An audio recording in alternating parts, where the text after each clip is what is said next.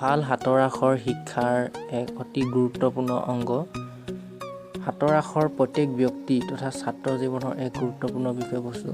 সেইটো স্কুল কলেজেই হওক নাইবা কাৰ্যক্ষেত্ৰতে হওক, সুন্দৰ হাতৰ আখৰ হোৱাটো অতি গুৰুত্বপূৰ্ণ।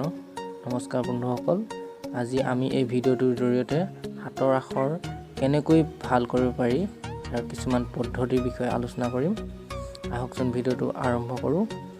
এক সম্পূৰ্ণকৈ লিখা এক সুন্দৰ হাতৰ আখৰ লিখাৰ বাবে প্ৰথম পদ্ধতিটো হৈছে প্ৰত্যেক আখৰ তথা শব্দটো সম্পূৰ্ণকৈ লিখিবলৈ চেষ্টা কৰক। হেতা ওপৰাকৈ নাইবা আধাকৈ লিখা বা ভুলকৈ লিখিলে হাতৰ আখৰ কেতিয়াও সুন্দৰ নহয়। বন্ধুসকল, যিমান পাৰি সম্পূৰ্ণকৈ লিখিবলৈ চেষ্টা কৰক। সৰলকৈ লিখা। যেতিয়া আপুনি লিখা আৰম্ভ কৰে তেতিয়া আটাইতকৈ জৰুৰী যে আপোনাৰ লিখা শব্দ আৰু আখৰৰ এক স্থিতি বৰ্তাই ৰাখক, যাতে ই কোনো একা বেকা নহয়।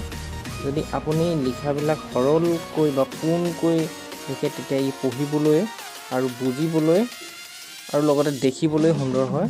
বন্ধুসকল, সৰলকৈ লিখিবলৈ চেষ্টা কৰিব লাগে। 3. দূৰত্ব বৰ্তাই ৰখা। এক সুন্দৰ আৰু আকৰ্ষণীয় হাতৰ আখৰৰ বাবে আটাইতকৈ জৰুৰী যে আপুনি লিখা আখৰ তথা শব্দবিলাকৰ মাজত এক সামান্য দূৰত্ব বৰ্তাই ৰাখক। 4. শব্দৰ আকাৰ।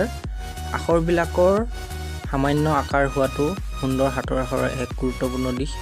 এই আখৰবিলাক না আটাইতকৈ ডাঙৰ না আটাইতকৈ সৰু হ'ব লাগে, এক সামান্য আকাৰেই যথেষ্ট হয়। বন্ধুসকল, শব্দবিলাক সামান্য আকাৰ যথেষ্ট। 5. নিজে লিখাৰ অভ্যাস। যিমান পাৰি নিজে লিখা অভ্যাস কৰক। বৰ্তমান সময়ত টেকন'লজি উন্নয়নে লিখাৰ অভ্যাস বহুত গুণে হ্ৰাস কৰি পেলাইছে। সেয়ে যিমান পাৰি লিখাৰ এক সময়সূচী বনাই লওক। হয় বন্ধুসকল, লিখিবৰ বাবে এক সময়সূচী বনাই লওক। 6. আখৰৰ মূল আকাৰ। এক সুন্দৰ আখৰৰ বাবে লিখাৰ সময়ত শব্দৰ মূল আকাৰটোহে লিখক, ইয়াক কোনো পৰিৱৰ্তন নকৰিব। এনেকুৱা কৰিলে আখৰৰ দেখিবলৈ অশুৱনি হয়। হয় বন্ধুসকল, আখৰ লিখোঁতে ইয়াৰ মূল আকাৰটোহে লিখিব লাগে। 7. আখৰৰ লাইন। সুন্দৰ হাতৰ আখৰৰ বাবে সদায় আখৰৰ লাইনটোক গুৰুত্ব দিব। লাইনৰ ওপৰ নাইবা তলৰ লাইনটো চাইহে পৰিপাটিকৈ সজাই লিখক। হয় বন্ধুসকল, আখৰৰ লাইন ওপৰত গুৰুত্ব দিলে আখৰবিলাক দেখিবলৈ ধুনীয়া হ'ব।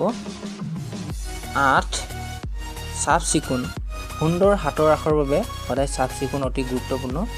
চাফ চিকুণকৈ লিখা শব্দবোৰ পঢ়িবলৈ সহজ হয় আৰু লগতে লিখাৰ সময়ত যাতে কম কটাকটি হয় তাৰ ওপৰত গুৰুত্ব দিব।